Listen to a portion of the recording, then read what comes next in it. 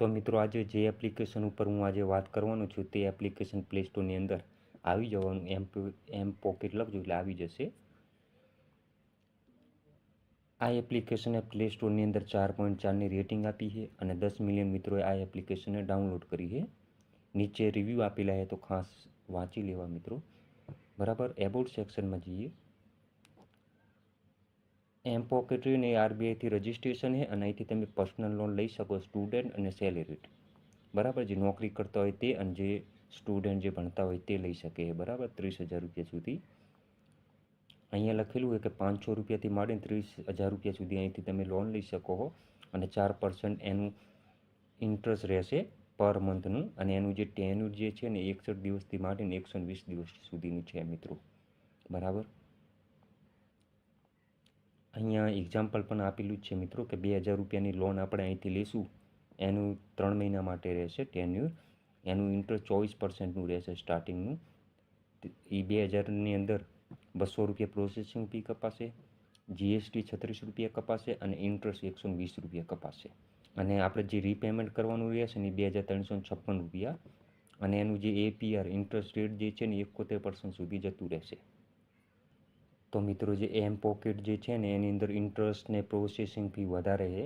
આ personal loan જે છે ને એ એક ક્રેડિટ છે. એ 500 રૂપિયાથી માંડીને 45,000 સુધીની એક આપણને ક્રેડિટ પ્રોવાઈડ કરે છે. જે આપણે પાન કાર્ડ એમને આપણા પાન કાર્ડ ઉપર વેરિફિકેશન કરી અને આપણો સિબિલના આધાર ઉપર આપણને ક્રેડિટ પ્રોવાઈડ કરે છે કે આપણે કેટલા રૂપિયા માટે એલિજિબલ છે. બરાબર, પછી આપણને એ ક્રેડિટ પ્રોવાઈડ કરશે. એ પણ હોઈ શકે 500 રૂપિયા, 1,000 રૂપિયા, 5,000, 10,000 રૂપિયા, જેવો તમારો સિબિલ, તમારા સિબિલ આધાર ઉપર આપણને ક્રેડિટ પ્રોવાઈડ કરે આ એમ પોકેટ. અને તો મિત્રો જે એમ પોકેટ જે છે ને એ તમે કેવાયસી પૂરી કરી નાખો અને એક ક્રેડિટ પ્રોફાઇલ બનાવી દો આની અંદર. જાણે તમારે ઇમરજન્સી કામ પડે ને તાણે યુઝ કરવાની. બરાબર, અને તમને કોઈ બેંકથી લોન મળતી હોય, કોઈ મનીવ્યુ એપ્લિકેશન છે, નાવી એપ્લિકેશન છે, ત્યાંથી તમને લોન ના મળતી હોય તો તમે એમ પોકેટ સાઈડ જઈ શકો મિત્રો. બરાબર, બાકી આની અંદર ચાર્જસ પણ છે. બરાબર, એટલે કોઈ રસ્તો ન હોય તાણે જ તમે આવી એપ્લિકેશનનો ઉપયોગ કરો મિત્રો. બરાબર, તો ચલો બેક કરીએ અને એપ્લિકેશનને ઓપન કરીએ. ચાલો,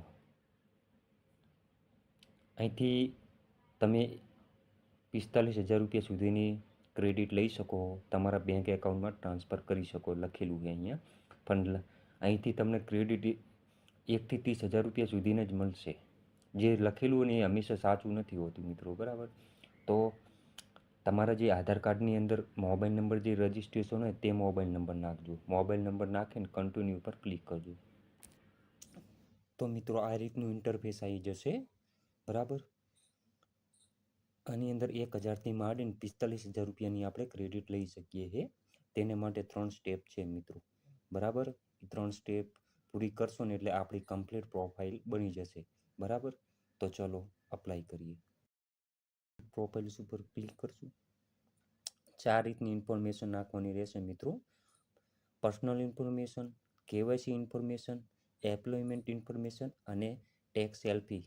એટલે આ 4 સ્ટેપ પૂરી કરશું ને એટલે આપણી પ્રોફાઇલ જે છે ને એ પૂરી થઈ જશે. પછી આપણને ક્રેડિટ મળી જશે. તો ચલો સ્ટાર્ટ એપ્લિકેશન ઉપર ક્લિક કરશું. પર્સનલ ઇન્ફોર્મેશનની અંદર આ રીતનું ઇન્ટરફેસ ખુલશે. આમાં જે તમારા પાન કાર્ડની અંદર નામ હોય, ફર્સ્ટ નામ, લાસ્ટ નામ ને મિડલ નામ, તે નાખવાનું રહેશે.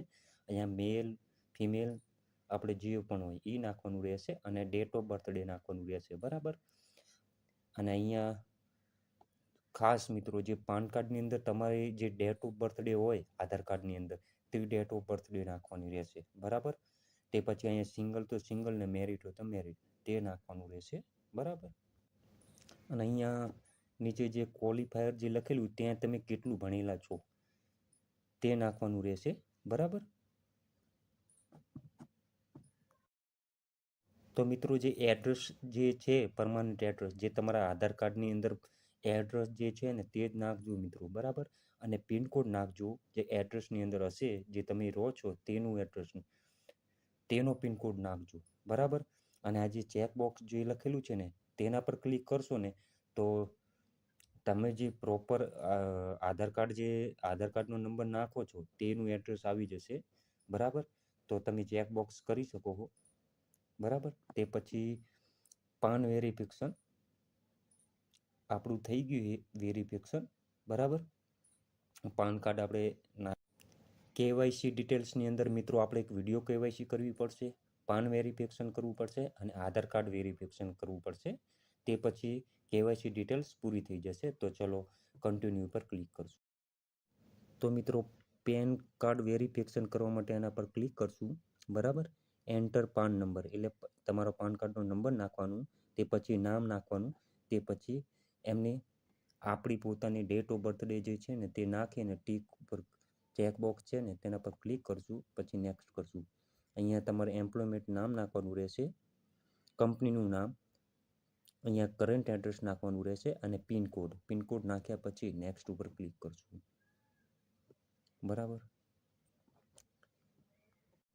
જે એમ્પ્લોયમેન્ટ ઇન્ફોર્મેશન જે છે ને એ કંપનીનું ફૂલ ડિટેલ્સ નાખવાનું રહેશે. કંપનીનું નામ, કંપની ફૂલ એડ્રેસ અને તેનો પિનકોડ નાખ્યા પછી જો આપણને 1000 રૂપિયાની ક્રેડિટ મળી ગઈ, તમે આને બેંકમાં પણ ટ્રાન્સફર કરી શકો છો અને તમે એને ઓનલાઈન પણ ગમે તે રીતે યુઝ કરી શકો છો.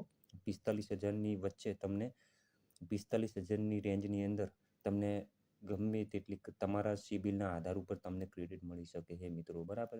તો મને 45,000 ક્રેડિટની અંદર 1000 રૂપિયાની લિમિટ મળી છે, બરાબર. આને હું બેંકમાં પણ ટ્રાન્સફર કરી શકું છું, બરાબર.